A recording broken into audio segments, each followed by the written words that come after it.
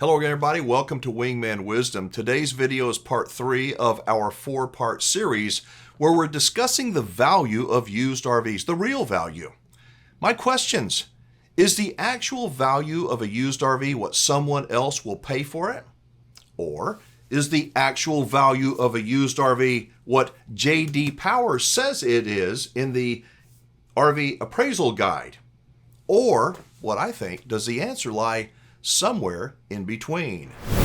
If the real market value is 20%, 30% less than J.D. Power claims it is, most of these people are mortgaged, leveraged. They borrowed the money into that gap and they're buried, maybe permanently. I mean, it's worse than 20 or 30%.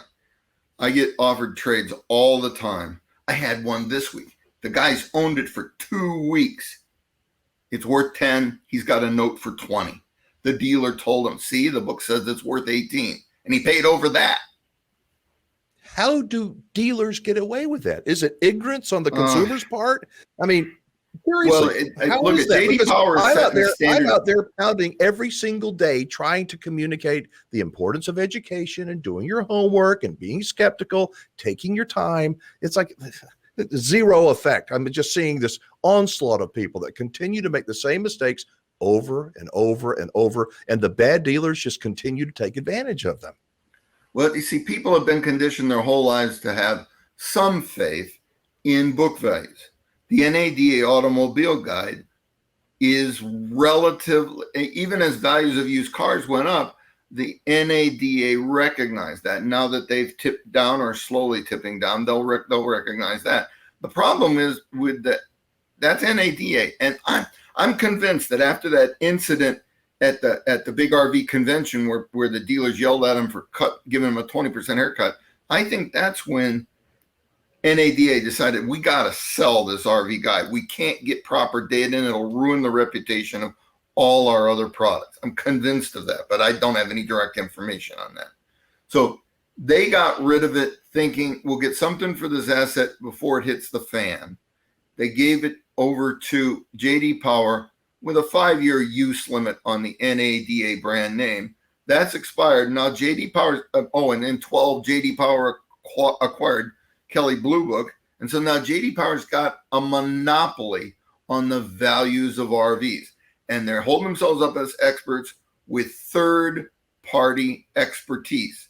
So that, well, we're not in it for the money. We're in it to provide a service to the RV industry. Wait a minute. That is fraught with danger. There's no way to test them. Now, how we at Cheyenne dealt with it, we auction everything off. And now we know what things are worth.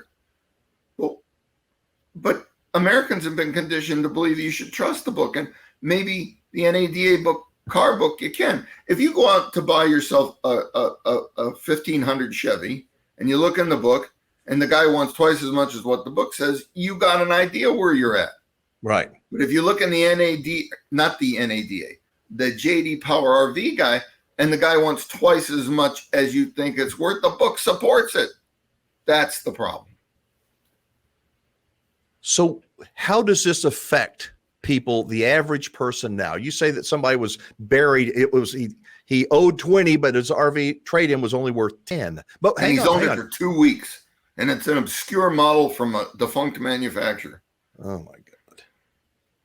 This is horrible for the industry as a whole, in my view. God, it's going to take a whole generation out of the game. Most people, we used to talk about how people, if they bought one RV, they'd buy 5. Right. Yeah.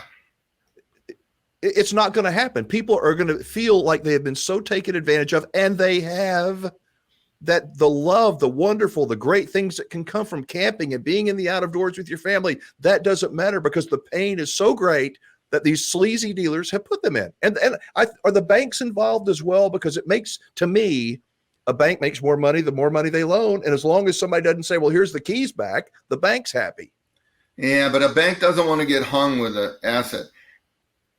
If a loan is made at 50 or 100% above the actual value, there's powerful incentives for consumers to walk away from the loans, even though it's going to trash their credit forever.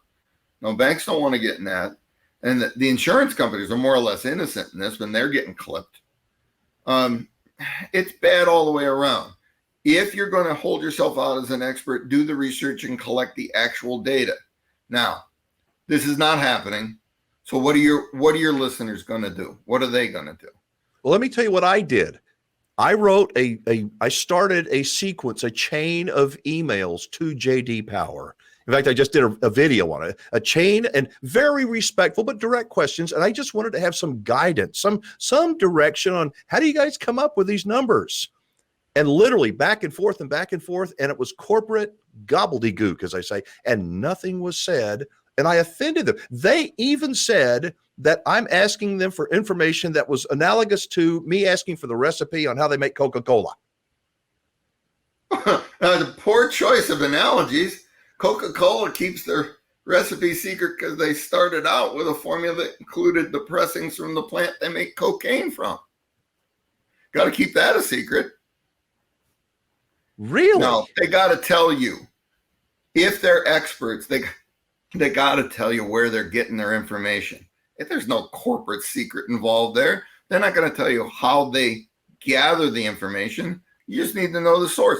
And on the bottle of a Coca-Cola, it gives you the nutrition information, so you're not using something toxic. Right. No, that's just corporate stuff.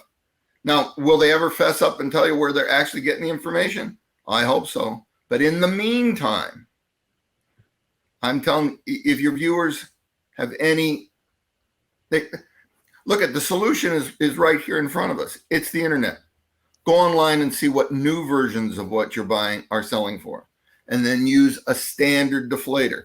Now, I know that JD Power doesn't use a standard deflator, and they say so, but the difference between a new one and a used one is 15%, even if it's 2 weeks. So if you look up and find the cheapest version of the new one that you can, and you apply a deflator, you're going to get a rough handle on what it's worth. And what an RV depreciates historically, what an RV depreciates after that first year 15% hit is 7 to 10% a year. Because of the inflationary pressures pushing costs up right now, I'd say you'd be safe using a 7% deflator. So you got a 5-year-old RV, take what you could buy a new one for today, multiply by 0.85, and then by 0.93 4 more times, you're going to have a rough idea what it should be worth. And for God's sakes, ignore the book. Oh, you know where you're going to get even more accurate if you can find an exact comp is on auctions. eBay. eBay is the most trustworthy auction. But the eBay doesn't get as many RV auctions as they used to because they got these reviews. And dishonest dealers were getting crushed by the reviews that chased business away from eBay.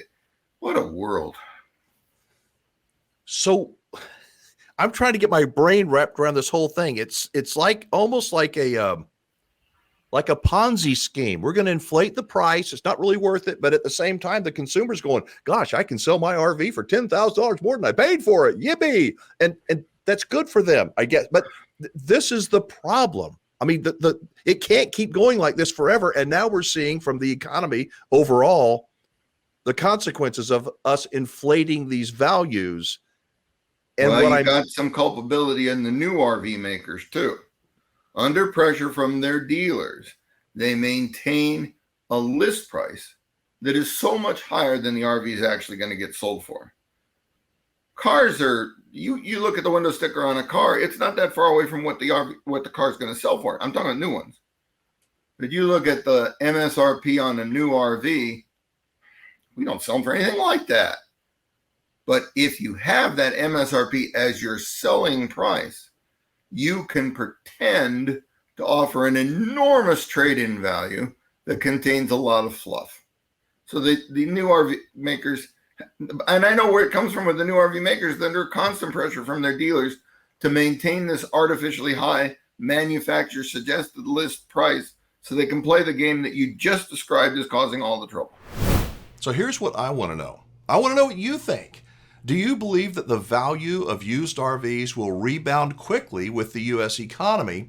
Or do you think not so much because there are too many people out there that bought one RV and now we call them one and dones? Post your comments below. I really do read every single one of them. I listen to your voicemail messages and read your emails and respond to as many people as I possibly can. We're going to wrap up with part 4 of this series on used RV values tomorrow.